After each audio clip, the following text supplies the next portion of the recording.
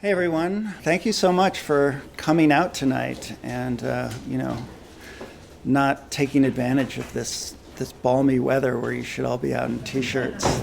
On behalf of the University of Chicago's creative writing program, I am extremely, really delighted and excited to host our guest tonight, Kwon. I'm going to make you suffer through a short panegyric of an introduction to her and her work, and then you guys will get to see the main attractions. There was a lot of buzz around R.O. Kwon's debut novel, The Incendiaries, prior to its publication last summer. Pre-publication buzz is generally a lot of nonsense and noise, but something told me this one would be different. So I contacted her publicist and begged for an advanced reader's copy. And I knew by the opening pages that it was different, that this would be one of those rare debuts worthy of its pre-publication buzz. It's a book that took 10 years to write, which seems improbable at first glance. The Incendiaries weighs in at a slim 210 pages, but makes perfect sense if one recalls a line usually attributed to Mark Twain. I apologize for the long letter, but I didn't have time to write a short one. Read just a few chapters into the novel and you'll see where those 10 years likely went. The sentences, or at least a good bit of it must have gone there. Kwon seems to breathe beautiful sentences onto the page.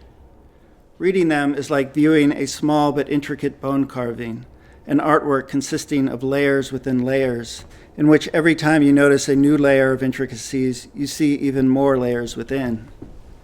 It's a dizzying experience in that regard, like excavating a structure that grows confoundingly larger the more you unearth. A lot of praise has been doled out about the language of the book, and for good reason. I don't envy the editor who had to question such meticulous prose. But my own admiration for it lies not primarily in its language, but in its characters and in the layering of its themes. It is a book about longing, birth from loss, and how it shapes who we are and how we see the world. A story recounted by Will Kendall, a character who will go down as one of the great unreliable narrators from literature. A young man so unaware of his own biases and unreliability that we find ourselves seduced by his earnestness, only to be reminded on occasion of the darkness that lurks behind his blind spots.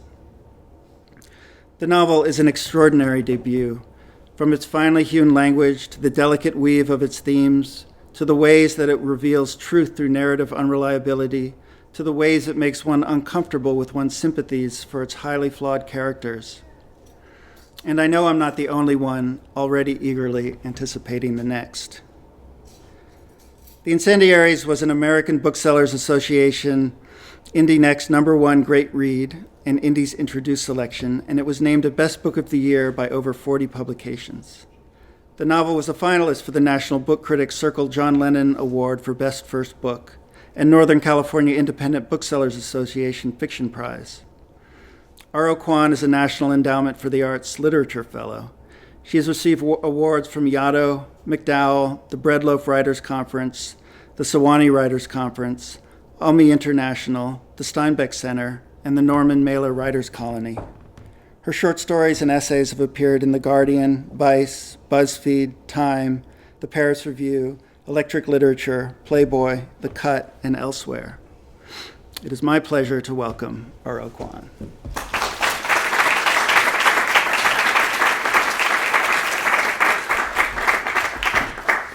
Thank you so much for that introduction. I'm overwhelmed. Well, thank you for being here. Hi, hello, and thank you to the University of Chicago. Thank you to the Logan Center, and thank you to Gus, and thank you to Starsha for bringing me here. So I'm going to read from The Incendiaries. This is my first novel, and it's about a woman who gets involved with a group of fundamentalist Christians. The group turns out to be a cult. And they end up bombing abortion clinics, healthcare clinics in the name of faith. 5 people die in the explosions. So I worked on this novel for 10 years, as I've just said. I can't get over this. Like I've worked on my new novel for 2.5 years now, and all I want from it really is for it to take like 6 years. 6 years sounds like a nice, manageable number compared to 10, but we'll see. But so I worked on this novel for 10 years, which means that for 10 years, I went to a lot of parties and dinner parties and most harrowingly Thanksgivings at which people would ask what I do. And I would say, I write, I'm working on a novel. And naturally enough, people would then ask, well, what's it about? And I would give the spiel I gave just now, pretty much. And the most common follow-up question by far was, is your novel autobiographical? Which I never quite knew how to answer because there are only so many ways to interpret that question, right? Either they were asking if I had been a domestic terrorist and or if I'd been involved in a violent extremist cult. And a friend was like, you should just start telling people I'm no longer at liberty to talk about these things.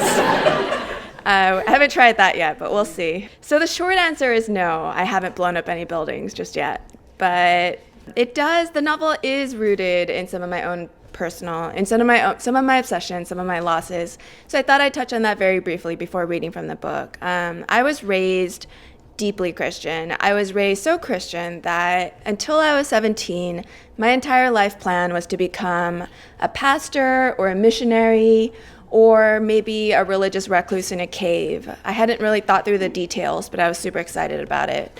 And then I lost that faith, and it was devastating. It was cataclysmic. I still, despite having spent 10 years working on a book that tried to convey the enormity of the loss, I still have trouble talking about it. One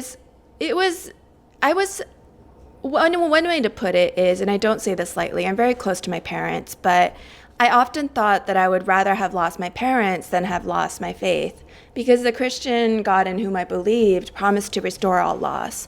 I lived in a world in which there was no death, there was no loss, there was no real sadness, and joy had no end. And then I lost all of that, and I was desperately lonely, not only because, so all my friends and all my family at the time were also very Christian. So I was very lonely for that reason. But also, and this was in some ways even more devastating, I couldn't find my experience at the time, I couldn't find my experience reflected in books. And as a bookish, introverted teenager, as some of you may know, I was pretty used to, feeling misunderstood by the world at large was not an uncommon feeling when I was in high school. But I was used to seeing myself, I was used to seeing my experiences in books. And I couldn't at the time. And since then, I've come across more books that do contend with and grapple with complicated faith, but there still aren't that many.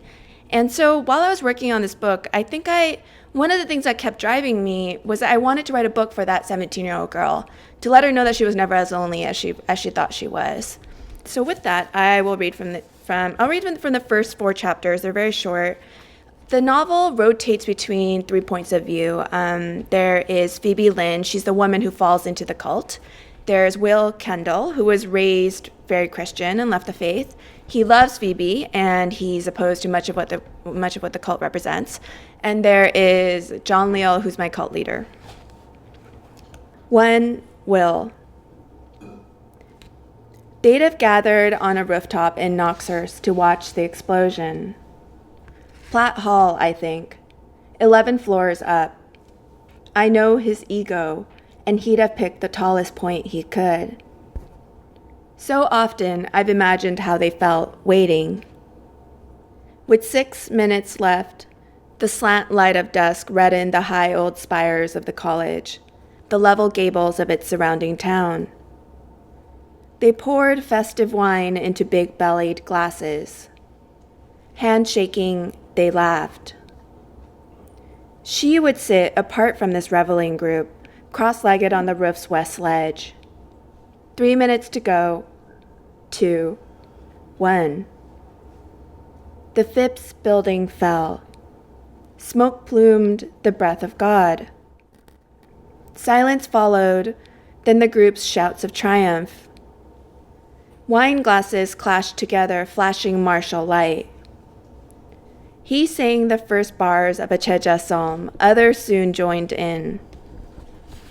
Carolyn bells chimed, distant birds blowing white, strewn, like dandelion tufts, an outsized wish. It must have been then that John Leal came to her side. In his bare feet, He closed his arm around her shoulders. She flinched, looking up at him. I can imagine how he'd have tightened his hold, telling her she'd done well, though before long it would be time to act again, to do a little more. But this is where I start having trouble, Phoebe. Buildings fell. People died. You once told me I hadn't even tried to understand. So here I am, trying. 2. John Leal. Once John Leal left Knoxhurst, halfway through his last term of college, he drifted until he ended up in Yenji, China. In this city, adjacent to North Korea, he began working with an activist group that smuggled Korean refugees toward asylum in Seoul. He'd found his life's work, he thought. Instead, he was kidnapped by North Korean agents, spirited across the border, and thrown into a prison camp outside of Pyongyang. In the stories he later told the group, he said the gulag brutalities were bad enough, but at least they'd been expected. What astonished him was the allegiance his fellow inmates showed toward the lunatic despot whose policies had installed them in their cells. They'd been jailed because, they'd splashed a drop of tea on his newsprint portrait. A neighbor claimed to have overheard them whistling a South Korean pop song. Punished for absurdities, they still maintained that the beloved sovereign, a divine being, couldn't be to blame. At first, he assumed this was lip service, the prisoners afraid to say otherwise. But then, he thought of the refugees he'd met in Yenji, how they talked of loving the God they'd fled. They attributed the regime's troubles to anyone but the sole person in charge. A month into John Leal's time in the Gulag, prison guards held an optional foot race, the prize a framed icon of the despot. In the confusion, those who fell were trampled. One child died of a broken spine. Through howls of pain, he shouted hosannas for his Lord. They weren't lying, the poor fools. They believed in the man as one might believe in Jesus Christ. Some people needed leading. In or out of the gulag, they craved faith. But think if the tyrant had been as upright as his disciples trusted him to be. The heights he'd have achieved if he loved them. If, John Leal thought, until his idea began. 3. Phoebe. I hoped I'd be a piano genius, Phoebe told the group, in the first Cheja confession she tried giving. But I didn't just wait, she said. I wanted to work for it. I spilled time into the piano as I'd have put cash in a bank. I saw full concert halls in the future, solo recitals, front page plaudits. I practiced Liszt while imagined spotlights gilded the living room. Recollection is half invention, but it feels as though I spent my entire childhood training to prove I was the significant pianist I believed I'd be. So, I piled up trophies. It wasn't enough. The teacher flicked my hands with a rod each time I didn't hit the right note, but I didn't mind. My ambition outstripped his. Let my hands swell. I could use the extra span. Bright-knuckled, I tried again. The months ticked past, then years. I kept lists of rivals. I indexed others' exploits by age. Kiel, at 5, had given his first recital to the Danish king. Orai, 11, debuted at Carnegie Hall. Liu, 15. One night, my teacher called Libic's Etude No. 5, the most challenging piece a soloist might attempt. It's eluded the finest pianists, he said. I rushed to find the etude score. I learned it alone, in secret. I memorized Libic's high trills. I flailed through wild ostinatos. Once, at the table, my mother asked what I was smiling about. Haejin, she said. I blinked, Libic vibrating in my head. I don't. She laughed. It's all right, she said. I ate while she peeled a white peach.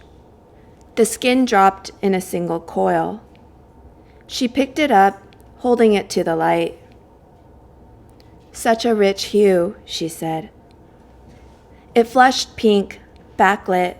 I nodded, then she put it down. I could tell she wished to talk, but I was lost in trills.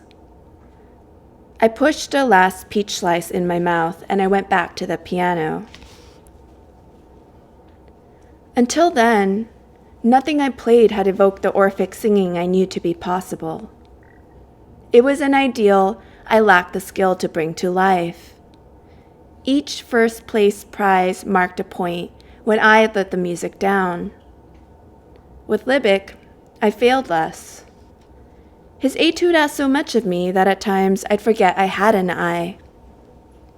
I should have learned from this that playing had to be birthed in a place without ego, in which I didn't exist except as the living conduit, Libic's medium.